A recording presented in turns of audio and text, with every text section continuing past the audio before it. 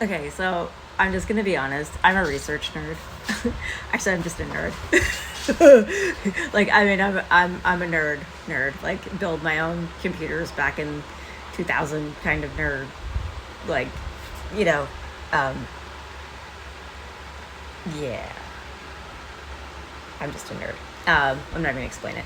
Anyways, I love research. So when I find a topic that fascinates me, I just, oh. um, and I've been listening to some really crazy cool talks. So Dolores Cannon, one of my favorites. Bashar is also one of my favorites. There's a couple other people out there that are definitely some of my favorites. But so okay, first thing is that it keeps coming to me when my daughter was 4. I've never pumped religion or any ideas or concepts into my kids' heads. It was always, I don't know why, it was always just a really big deal to me that I'd let my kids choose what they wanted to believe in. And so I always gave them the choice, right? Like, if you want to believe in something, it's your choice. I can't tell you it's real or not. You have to decide that for yourself. And I know, I remember people getting so mad at me, especially in my ex's extended family and stuff, because at that point I already knew where most of the holidays had come from, because even in Bible college, they actually, because I did have a brief, about 6 month thing when I was like 16 where I did some Bible college. Anyways, they actually go back into the history of how the Bible was made, right? And they don't even realize how much of what they're telling you makes you question the credibility of the Bible, right? Because like ancient Arabic and ancient Hebrew and all of these dialects that some of these books were taken from, and how easily it is to get the words wrong, or how so there's not even words sometimes in English language for the words that they used. Anyways, yeah, complicated. So the reason why I'm excited though is because my daughter, when we were, I don't know, going to bed one night, and she was like 4 or 5, and we were talking about what you think happens when you die. And she's like, well, I remember there was two sides. There was a light side and a dark side. And some people, they go on the dark side, they go and they have to go back to wherever they came from, right? They come back to Earth, or they're all lined up, and it's like a mixture of all kinds of people. She said on the light side, it was mostly like young kids and elderly people or older people, and they were like going other places. And she even mentioned about the whole, sometimes people choose to come back to Earth, or sometimes people choose to go to other places, or sometimes people don't choose to go anywhere. They just take a break and chill. And you get these insights from kids, and you think that they're just making up stories. Maybe they're not. And then last night I was outside and I was doing this meditation, and I'm obviously an earth lover. I mean, having the forest being my safe place and spending 90% of all my free time as a kid hiding in the forest so that the people that hurt me couldn't find me. It was like, I don't know, I've always talked to earth. I've always talked to the trees and the plants. It's just my thing. So I was out there talking and it just like popped in my head, right? And it was like the earth is laughing, because how many people believe that Moses was gifted some magical power to turn his rod into a snake, or the plagues, and Mother Earth is laughing, and it's like, she's like, yeah, because he didn't need to tap into some magical power from someone else. He just shifted reality. Made a new concept. Because once you understand that this is not real, once you understand that this is all just made up beliefs that people create into a reality, you transcend past that. Like, it's just a game. And that brings me to the whole point of this, because it's actually super exciting. I don't know how many people follow these new popular Audible books, these lit RPGs. They're like possibly one of my favorite things to listen to, because they give you like almost the same amount of dopamine as when you're playing the RPG games. And I'm a gamer, okay? My favorite game, of course, is like, I started off with Final Fantasy games with my aunt and uncle. Again, loner. I didn't really have any friends. I just hung out with family.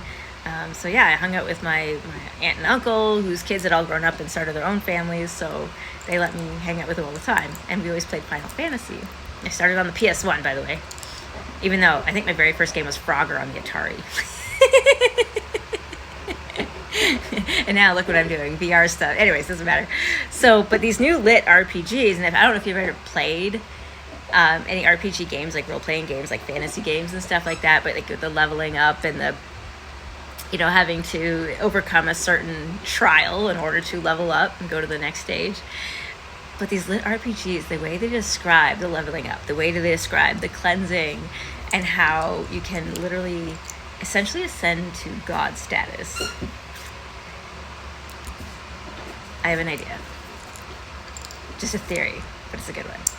What if Source wants more Source, like more friends, like more entities like themselves?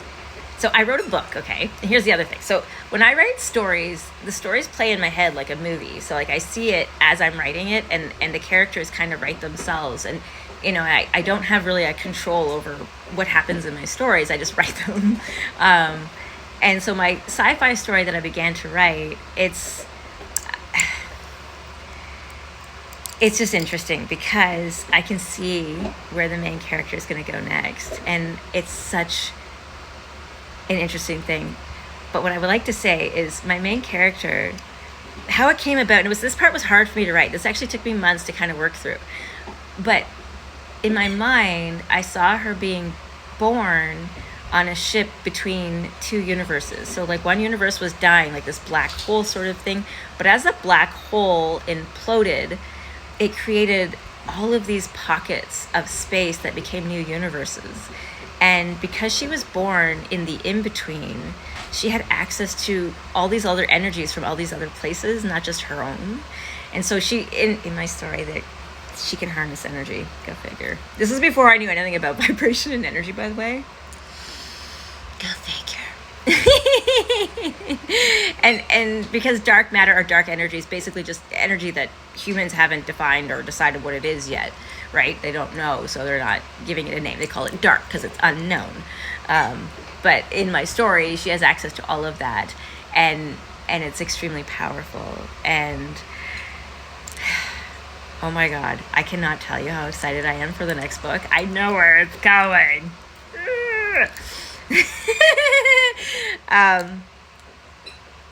But yeah, so I just wanted to share those things with you. So it's like, it's really interesting when you follow your passion, you follow your journey, the insights you can get, being open to just anything.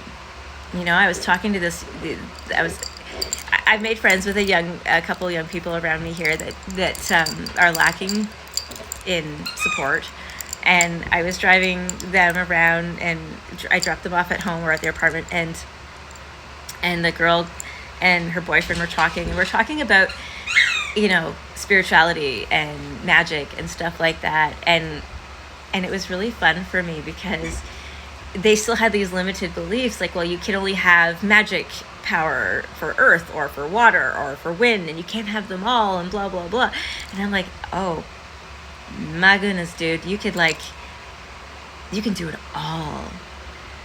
I always wondered why, like, because I explored, you know, pagan rituals, and I've explored Wicca and all of these things.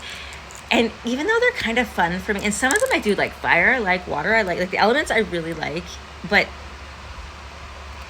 for me, it's more of the intent and the will and my action. Yeah, the intent. It's like, it's my intention and my will and my power of belief. So it's not so much whether, you know, sometimes it's important to do the ceremony or to do the ritual, right? Because it creates, especially if you're in a communion with other people, it really creates a high vibration, right? It's like, it just raises that up, way up higher. But you can do some things on your own. And I find that sometimes I don't even need the rituals or the ceremonies. And I don't know, I've been having a lot of fun with it. I hope you guys explore some of these ideas and don't just, you know, well, call me what you want, but still explore the ideas, okay? Because it's so much fun. Have fun with it. I'm having a lot of fun. I still have to clean my house though.